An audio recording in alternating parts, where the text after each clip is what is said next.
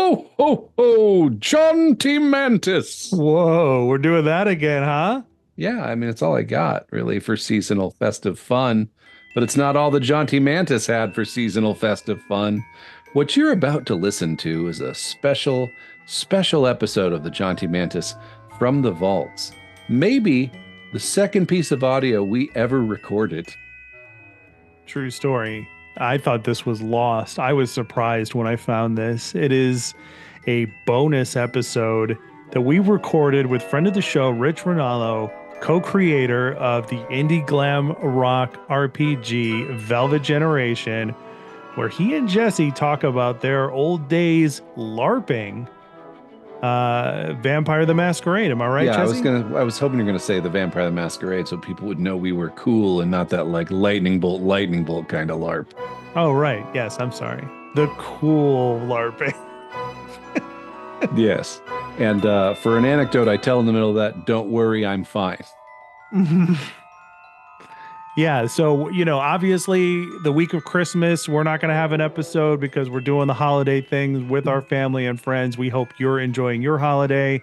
And go ahead, listen to this bonus episode. If we ever mention the word Patreon, just ignore it. We had aspirations of maybe one day doing a Patreon, which I guess is not off the table. But I don't know. Why am I trying to prep people for what might be in this episode? Just enjoy We it. hope this discussion of Vampire the Masquerade LARP fills you with holiday cheer. And you can sit down by the fire, the stockings hung with care, and listen to us talk about being storytellers for a vampire LARP set in Chicago. Yeah, what he said.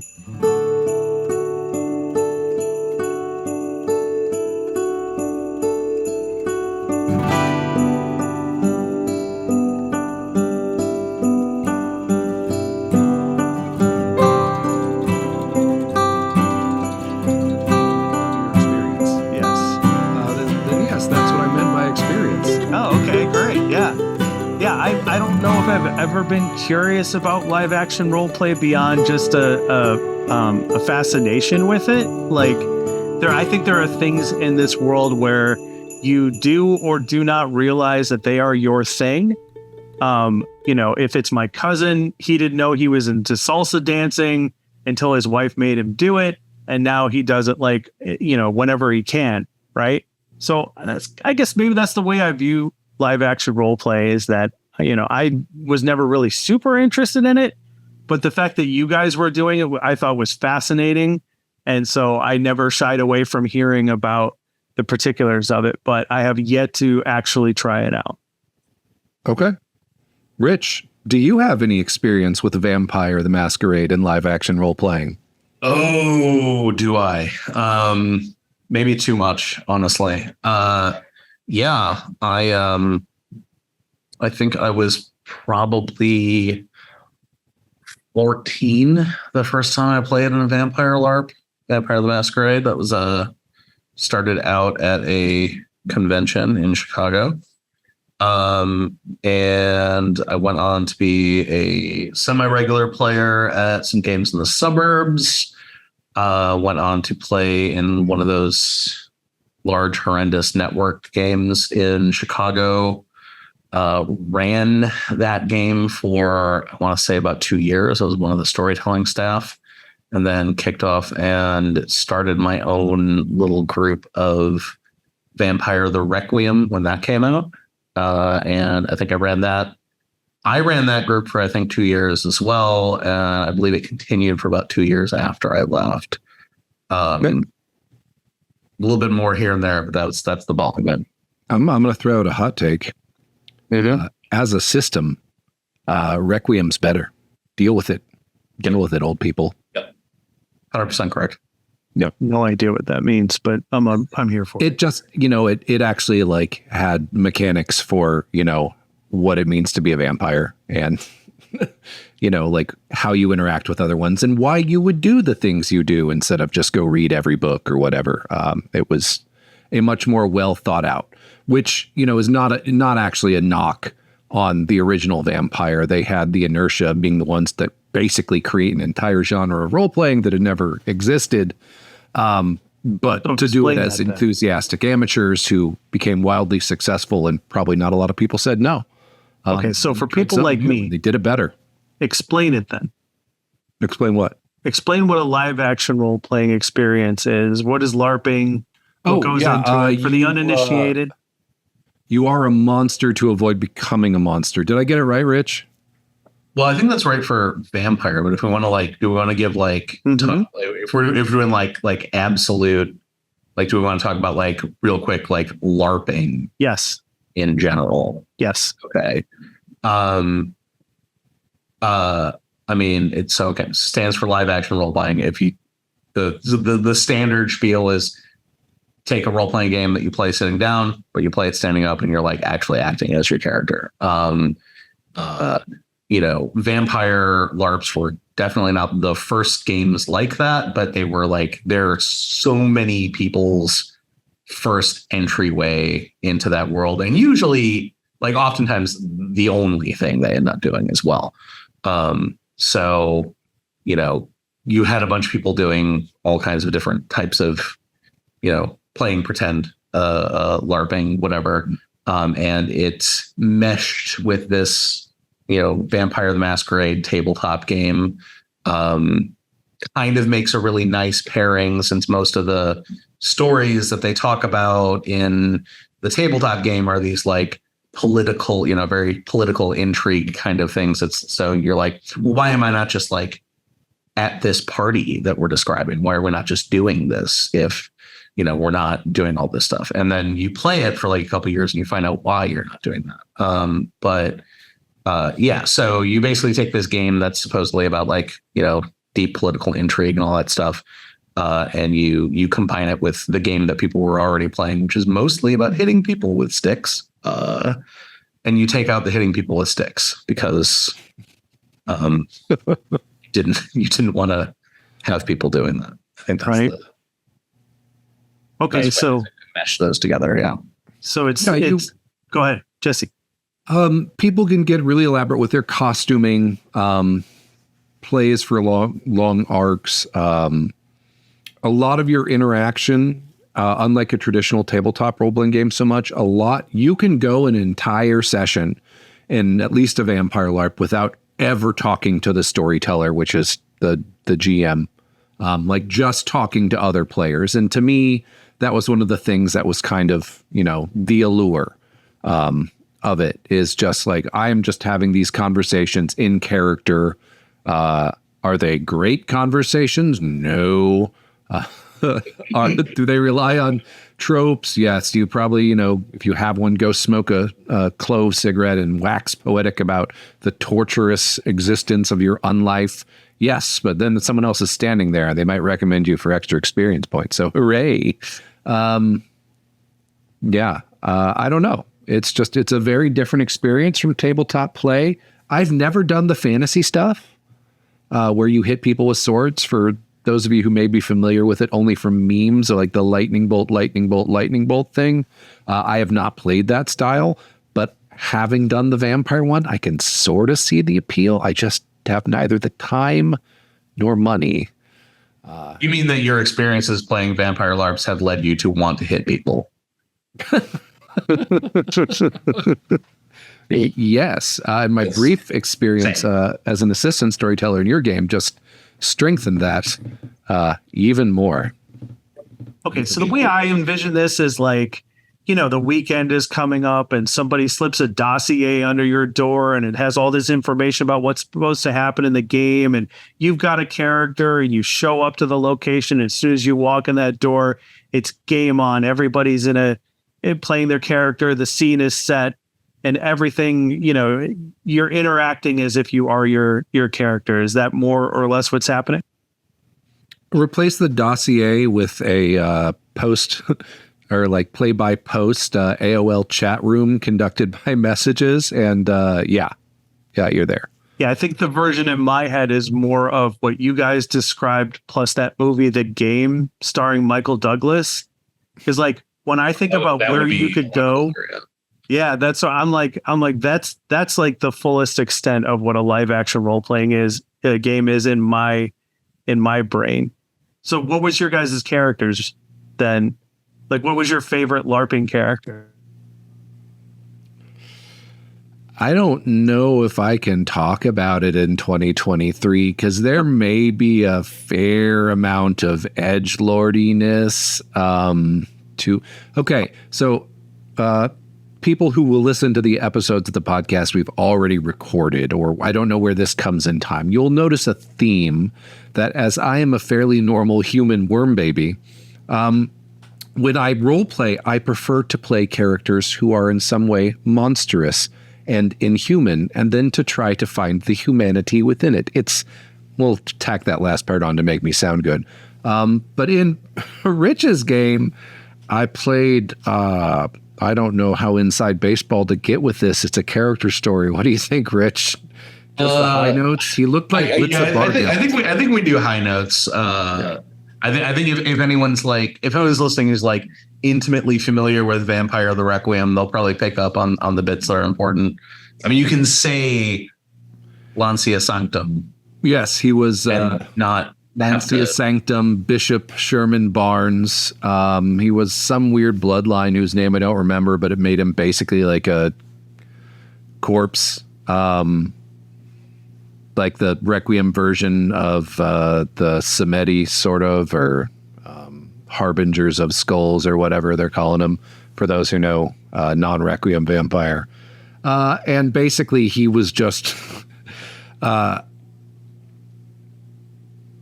the purpose of his religious faith was to remind humanity that only through prayer are they saved because the night is dark and full of terrors. How's that for some mixed nerd culture metaphor? And so he was basically a death Buddhist on the path to losing his mind. And he would do things to terrorize the community where he hunted and lived to remind them that only through prayer to God would there be saved. I want to talk about Operation Release the Bats, but and I would come up with plots based on Birthday Party and Tom Waits songs. I could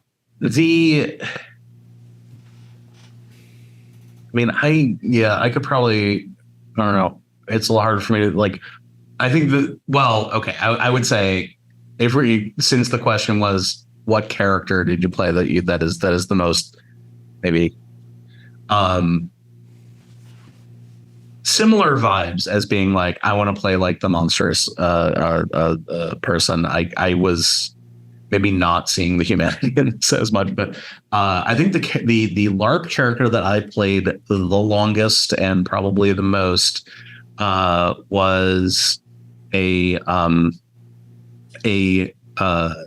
political fixer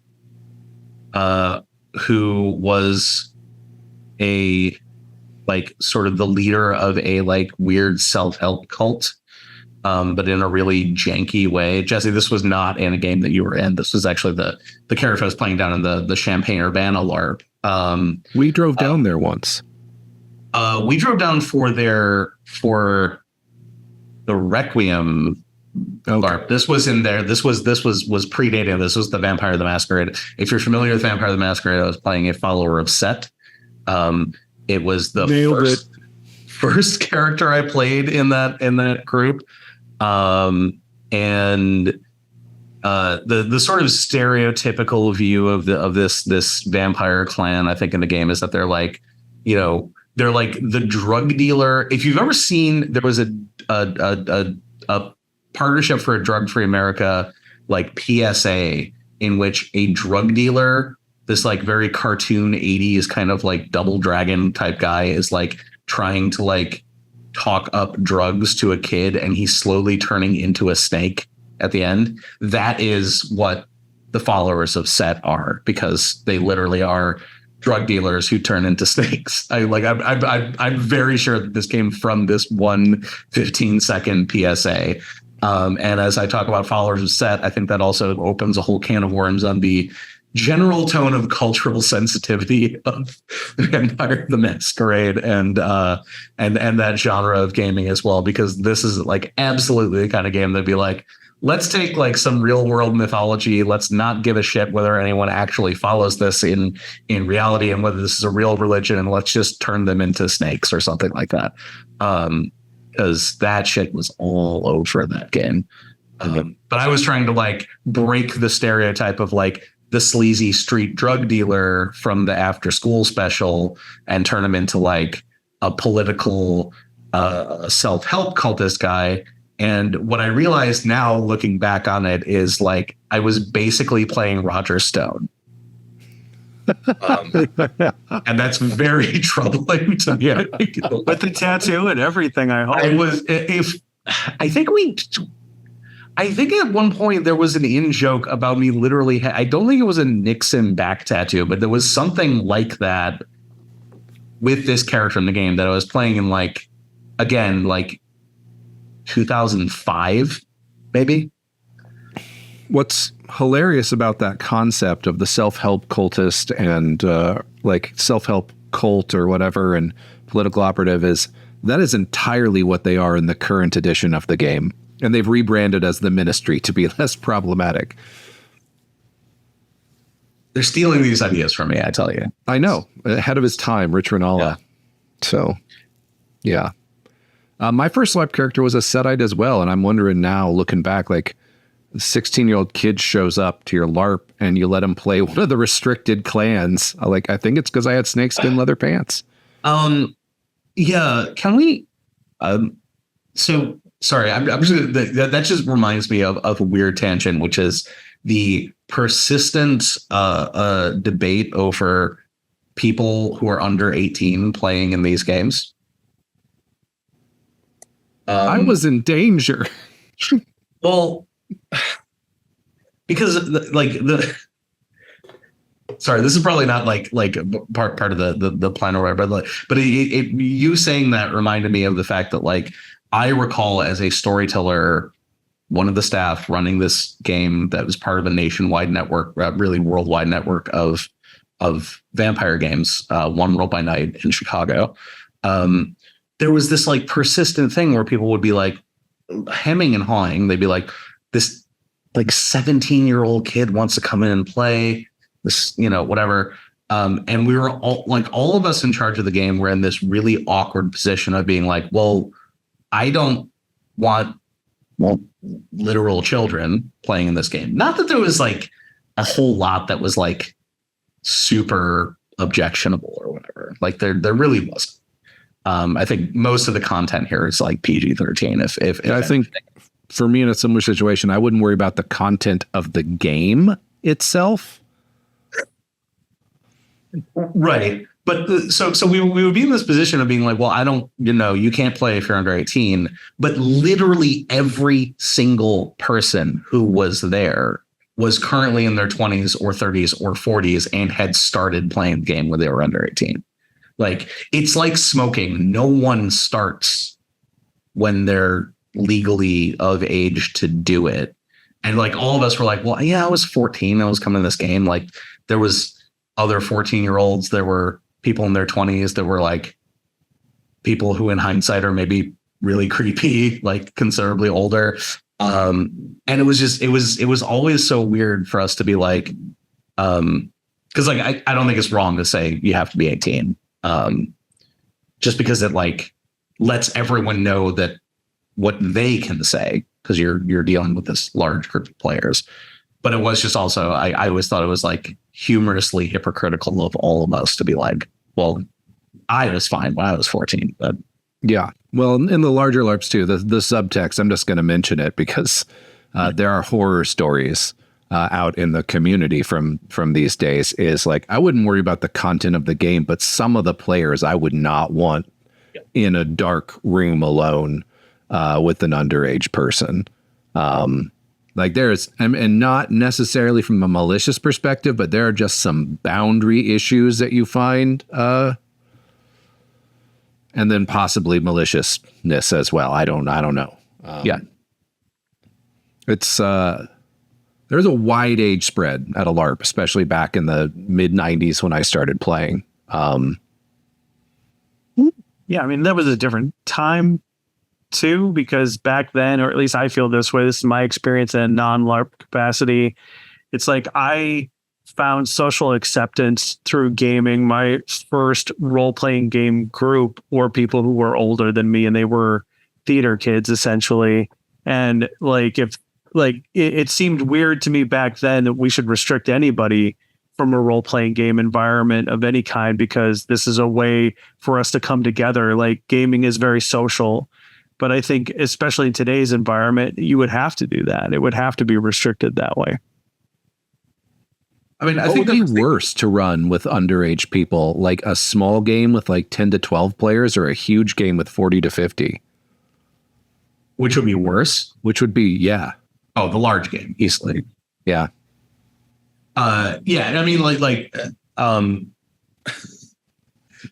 right, there's potentially a tangent there about my first tabletop group based on what Matt just said, but yeah, I mean, I think like if you're like 6 people getting together play a tabletop game and everyone there knows everyone, I think it's a little easier to be like, hey, this is a 14-year-old, let's play this game as appropriate for a 14-year-old, to something where, you know, most of, like Jesse said, most of the interaction that you have is with players. They're with people who just showed up that night. And it's a little bit more like you're running an event more so than it is you're like narrating a story. I think that the question marks are definitely there. Yeah. But I would absolutely feel better with a group of 10 to 12 people where everyone can like see everyone and knows who everyone is. And maybe in a group of 10 to 12 people, I'd be like, no, you can't come in here if you're 17. Like, yeah. I have a rather ribald story to share, if that's all right. We haven't talked about adult content on this one, but so one of the things in my LARP experience that I thought was funny as a teenager is it really gave me empathy for older people. And what's so funny now is the people who I thought of as being really old then when I was a teenager were probably in their mid 30s. I had no way to judge, you know, like, but there was this elder goth couple who were probably in their early to mid 30s who were really cool. I'm not going to name names or character names because I don't want to, you know, shame them. But, you know, one of the things, like, I was all punk and edgy. I'd talk about anything. We were talking after game and I was like, oh, yeah, man, me and my girlfriend who would come to the game, like, you know, they're like, I think they might have asked me about sex. Like, and I was like, it didn't send off any red flags because I was an idiot. And this is not a story of abuse, by the way. Just no, don't worry. And I was like, yeah, man, we always have to, you know, be in my car, blah, blah. They're like, oh, well, you can use our bed. Wow. Yeah. It's a very so I went over to their apartment one night and they were watching a movie and said, here you go. And they had left bondage toys out. And once the romantic occasion was finished, when we emerged sheepishly from the room, they held up scorecards. And wow. These are the people you meet at a LARP. I'm speechless. Yeah, so there's reasons we were a little apprehensive about having underage people at the games. Yeah. Yeah. Yes. That makes sense. So what goes into being a storyteller then, Rich? Well, you said that there's a staff. How many people are on the storytelling staff? And then what is everybody's roles? Let's see. When the game that the game I started on, I think there were 4 storytellers, and it was between the 4 people. Very there wasn't a lot of structure. We would just all sort of like have our own little, like, essentially you would be the ones like coming up with like the meta events of going on. Like, I mean, it honestly, this was like around the dawn of like MMORPGs, and there's a lot of similarities when you're talking about like just the logistics of running this thing. You would come up with like stuff to happen, which could be like new characters coming in that people interact with and whatever. I always thought of it as like the players by themselves were just like a big stock pot. They were all interacting with each other, and like there was enough going on that in an average night, if they were all just sort of like talking to each other and whatever, like it would be low key interesting enough to keep them coming back and whatever. But like your job as a storyteller was like toss new ingredients in, basically. So sometimes that might mean like, oh, there's this really old vampire who comes to town and he has his agenda and he's recruiting allies or whatever. Or, you know, the more common sort of like lazy thing is like, oh, the evil vampires attack. That happened all the time in some of these games. You can make a lot of hay with last week. One of the players really fucked up and revealed the existence of vampires. Yeah, there's like it's one of those like it was one of those very light touch things where like you could just be like, what are the consequences of things that happened last time? But also you have to like referee stuff between people who are playing pretend with their favorite little character and whatever. And they get intense. You need to adjudicate some petty beefs and stuff. It prepared me for working in both, formal electoral politics and left-wing organizing. It's same group dynamics, no matter where you go. Ironically, I'm going to say the same thing for corporate America. It's groups of people are the same everywhere. It's so true.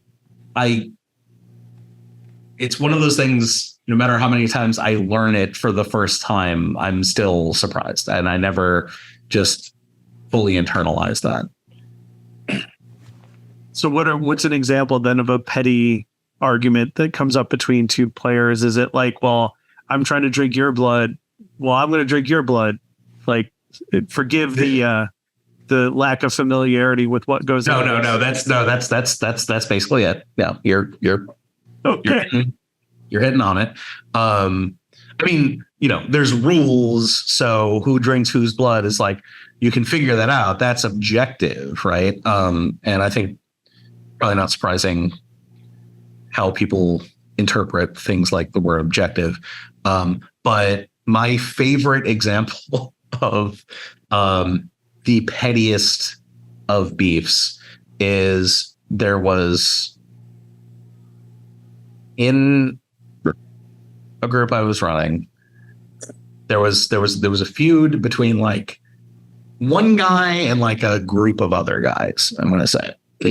And the structure of where we were playing was we were playing on the third floor of a building, and you would come up to the second floor to do sign in and everything like that. So the second floor of this building was all out of character. It was all just players being themselves. It was a sign in sheet. And the group of guys side of this feud had gotten there on time, had showed up. They were doing their thing. The one guy who they had it in for walked up, looked at the sign-in sheet, saw who had checked in that day, and was like, well, I'm just visiting. I'm not actually here. Because if he had like signed in, he would have like been there as his character and presumably could have gotten like jumped and killed or something like that. That was the concern. And the guy, and then like this was true. The guys who were like hang out there were like waiting for him to be there. But one of them happened to like get wind of the fact that this guy, because like the other thing he did was like he didn't leave. He just like stayed there. It was like, no, I'm just chilling, whatever. So I ended up having to adjudicate between this one guy who was like cheating, I guess, I don't know, by like incorporating outside information, and these other people who were getting like really, really annoying, including one guy who like literally was among the people who was like waiting to jump this one dude. And this is like February in Chicago. This one dude was like so intense that like he wanted to fucking fight me. And I'm just like, I'm sitting at this check-in table. He's like, look, like we came here out with like this was like we were into this. He's cheating. He saw this sheet. He knew that this was going to go on. And if you don't keep the game going for another like hour past when we were legally allowed to be there, when we were rented the space, then like you're taking his side and like this is bullshit, whatever. And at one point he takes off his coat. He's like, I'll be waiting for you outside. And he like storms out. And I was just like, can someone go bring him his coat, because he's going to be there for a while if he's waiting for me to come outside. It's like, Yeah. I'm not getting into a fight with this guy. Was this in the Requiem game? No. This was the Masquerade game. It was a guy who I'm not naming names. It was a guy who later played in the Requiem game. I feel like I know who it is. Yeah, you did. You did. But yeah, like the idea of someone getting into a fist fight over a vampire game was kind of the funniest shit I could possibly imagine. That's a petty beef. That's a petty beef. That's a great segue. And now it's time to endure the lightning round of AI generated questions. Oh, I prepared by asking a chat bot, what are some funny questions to ask someone about a vampire LARP? Here we are. This is what the brain trust of everyone's writing in the world thinks. Actually, it's probably just all based on Enron email, so we'll take that, whatever. Have you ever encountered a vampire player who took their character's thirst for blood a little too seriously and started eyeing other players suspiciously, other than me? Yes, and I shouldn't comment further. Okay. Did you ever have to deal with a player who thought they were the ultimate vampire and demanded everyone address them as Count or Countess at all times? Or whatever real word version of that there is. The closest I can think of to that was a guy who, when I was starting up the Requiem game, there was a long spin up period where I was like talking to people who were getting characters together and stuff like that. There was a guy who, this is a weird. Apparently, sign-in sheets are the source of all these problems. There was a guy who pitched to me his character concept before the first night of the game. Pitched to me. Part of his character concept was he was like, "I'll wear a mask." Pitched to me wearing a mask. Pitched to me. Okay, wear a mask. Like that's your costume, right? You're all spooky people. Just wear a mask. That's fine.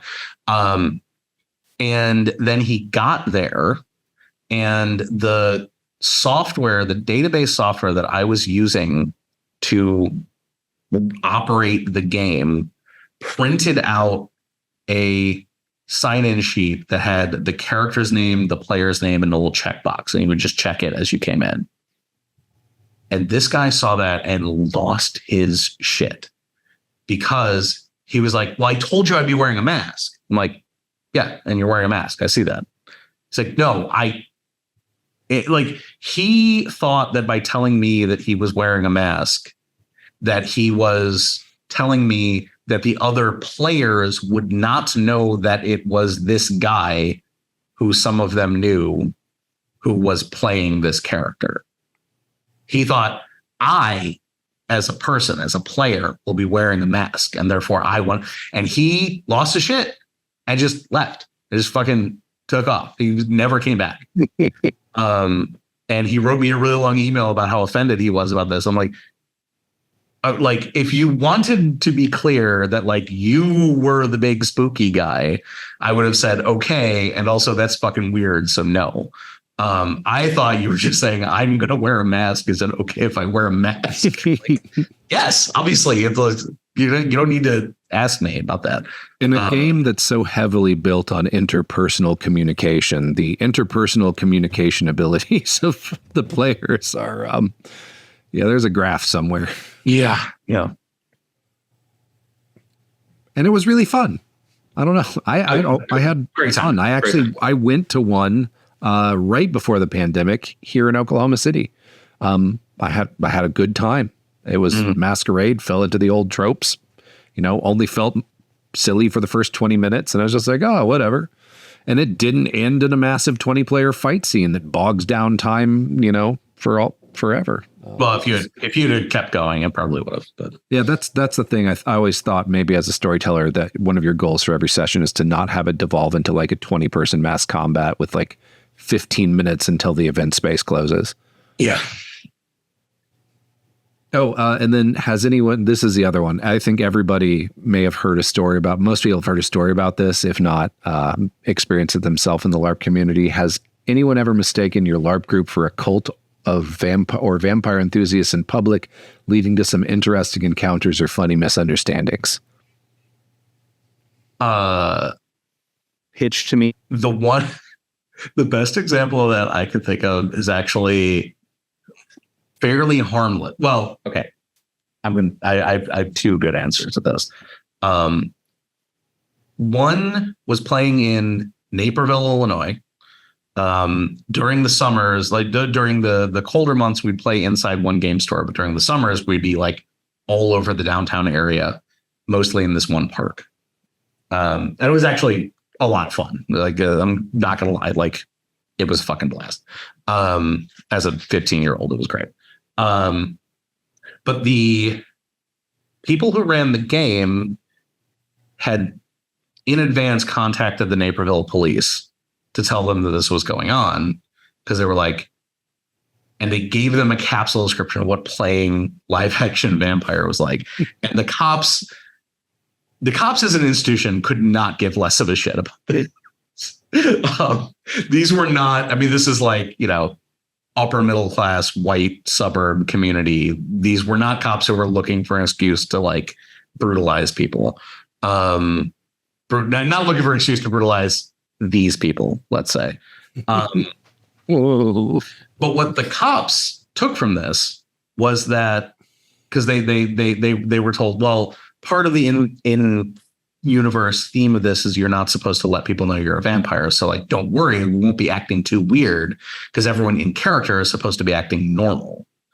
What the cops took from this is that it was a game where the cops tried to play Spot the LARPer. So the cops thought they were playing the game kind of in a weird way. So we had a number of people who were like having this, like, there's one in particular where like a group of people were having this conversation. They're like talking in character or whatever. And this like actual cop kind of like walks up to them and be like, you're playing the vampire game, hand over the fangs. And they like, he thought that he had like tagged them out or something like that. And we were like, the whole group was kind of like, well, they're like, well, no. And then they're telling the cop no, which has a whole other, connotation to it. But the cops literally thought that like, this was like, the people who were in the game were kind of like, well, why did you think we were doing the game where like the point was to hide from the police? Because that would be like probably actually dangerous. Right. And these were cops who had been posted to a park in the middle of Naperville, so they didn't have anything better to do, clearly. The other one was a vampire game that was going on in a hotel where one of the rituals, one of the things that happened, there was a scene where a small group of people were doing like this like blood sacrifice ritual, also Lancea Sanctum, probably not surprising, that involved one of them in a hotel room dipping her hand and forearm in red liquid latex and then like holding it up, and it's just like look, it looked fucking sick. Like this fucking ruled. And then marching while chanting in fake Latin through the entire hotel to the ballroom where the actual event was taking place.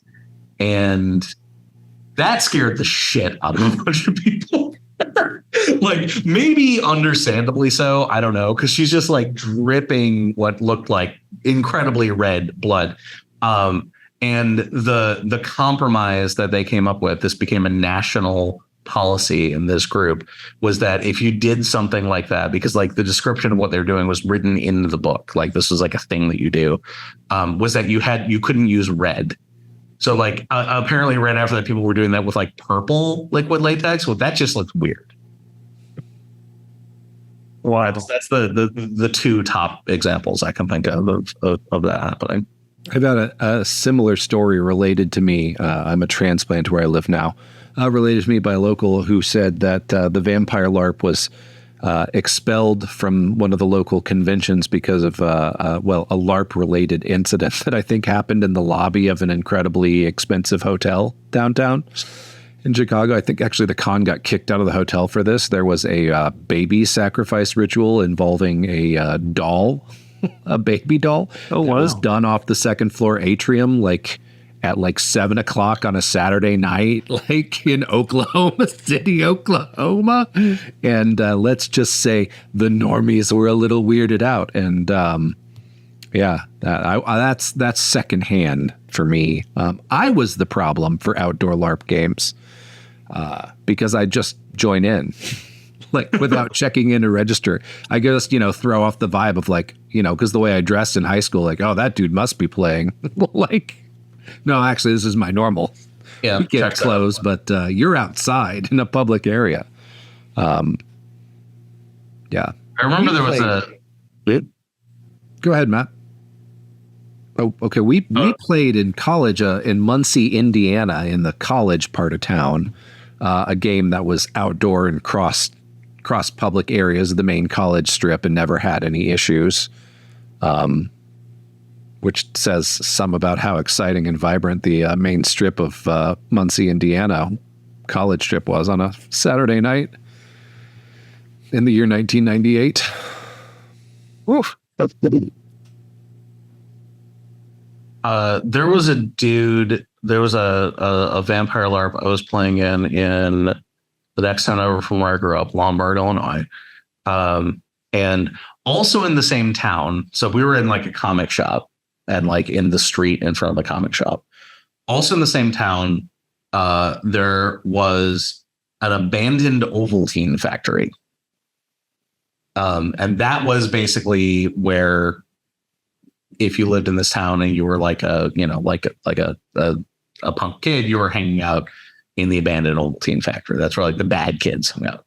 It is unsurprisingly right now has been converted into incredibly upscale condos, which are more expensive than most of the real estate in Chicago. Not surprising. But I recall being out on the street in front of this comic shop with me and my other nerds, and this one like real gutter punk looking kid sort of like rolls up on one of those, like, it's like he was riding like a kid's bike, like a kid's mountain bike, right? Long trench coat, fucking dragging on the ground behind him. He's like, hey, you playing vampire? We play it Ovaltine style, and pulls out a fucking crowbar from his like jacket. And we're all just like, are you here to beat us up with a crowbar? What the fuck is going on? I don't think he was actually playing vampire, unless they were playing vampire in the sense of yelling, I am a vampire, while beating someone with a crowbar. Somewhere a dark carnival is missing its juggalo. Yes, absolutely. Wonderful. Wow. This guy was anarchist. This guy was anarchist vampire. I'm very sure of this now. Compared to such costume makeup acts as Hatchet Riders, Ride or Die. Right. Wow. Poor kid, anarchist vampires. I've got older. I still think it's really funny, but I also have a lot of sympathy for that poor kid in Nebraska. Yeah. I don't know what he's up to, but it's still really funny. Oh, it's hilarious. I actually made the Hatchet Riders NPCs in my game. Oh, yeah. In my Monster Hearts game, one of the cultist characters hung out with a bunch of juggalos named Cotton Candies. And what was the other one's name? She wound up making one of them murder the other one at the behest of her dark patron. It was a fun game. Yeah. So, Matt, seriously, you going to play some Vampire LARP now? Yeah, I think I am. I think we should set that as a stretch goal. You know, if the Mantis takes off, if we can get X number of patrons, then we'll force Matt to do his first live action role play, and in his 40s. And what do you think? That's the time to start. I'm reasonably sure that if I went and looked up like the Chicago group that I used to like run, there's probably like some of the exact same people hanging out there still. And that would be like, that's always been like too depressing for me to like go and look up. I'm like, I don't know if I want to actually hang out with, I don't know. Some of those people are cool, but I'm not sure any of the cool ones are still there. Yeah. Gotcha. We have any more generated questions? Did you hit the button on your mic? I think you might have your volume down, Jose. I was just hearing that. Oh. Do you have any more questions, Jesse? Any more user-generated or AI-generated questions? No, only the ones that were like the real questions, but I think we covered it. Oh, okay. So I had a friend who was real curious about Vampire Life, and she talked me into saying I would do it. So I backed the War of Ages book on Kickstarter. I got some ideas. Do you have any tips for setting up my first LARP vampire game, Rich? Setting it up like from scratch kind of thing? Yeah.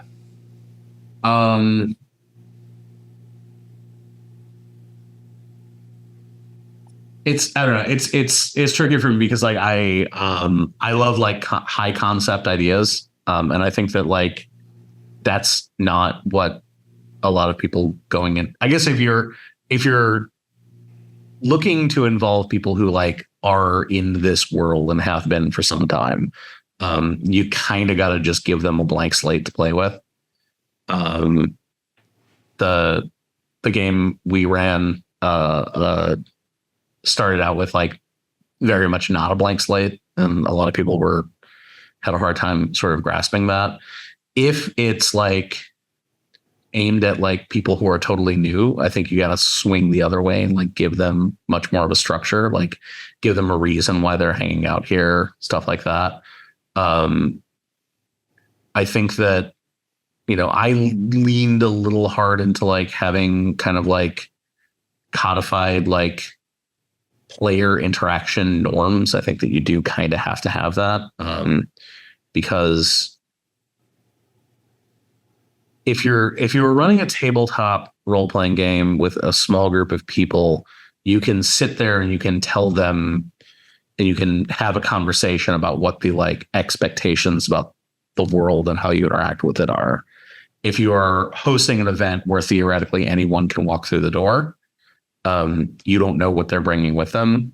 So if you want something to be true in the minds of somebody coming in, like you do have to like write it down on a piece of paper and show it to them.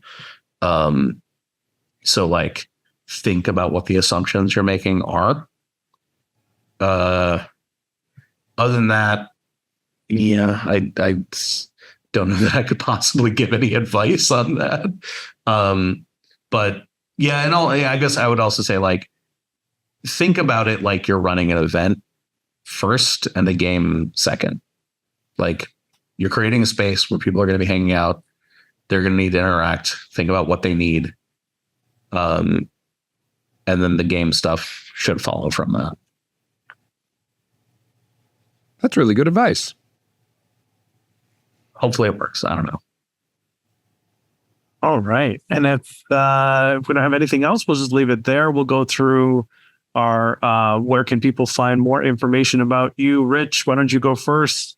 This has been our bonus episode, but in case this is disjointed from our first episode, where can people find more information about you, Velvet Generation, all the good stuff? If I am going down with the ship on Twitter. If anyone wants to find me on Twitter, they can find it at Personal Beavis. I will sometimes talk about gaming shit. I'll sometimes talk about like there'll be some off-color jokes that I'm not going to bring up here. But if they want to look up Velvet Generation, best place to do that is Velvet_GEN, Velvet Gen at Twitter. It's also on Blue Sky. I don't post terribly much on the game account, but that in combination with the Velvet Generation episode here should tell you everything you need to know about that game. Awesome. Thanks. And Jesse, where can people find more information about you on the internet? I am at JingoistFet on Twitter, and we are at Jaunty Mantis on Twitter. We are up to 3 followers now, thanks to the power of TTRPG Thursday. Whoa. Where I went through like 5 of them and just commented who we are and what we're doing. And we gained 2 followers. Wow. Yeah, Let's see what our retention rate is. I know, right? Let's see. We'll see. All right. And look forward to another banter topic in the future. And for Jesse, Rich, and myself, my name is Matt, which I keep forgetting to bring that up when I introduce the damn show, but that's who I am. And get out there and play some fucking games. Yep, play some fucking games or shit. I don't know. All right.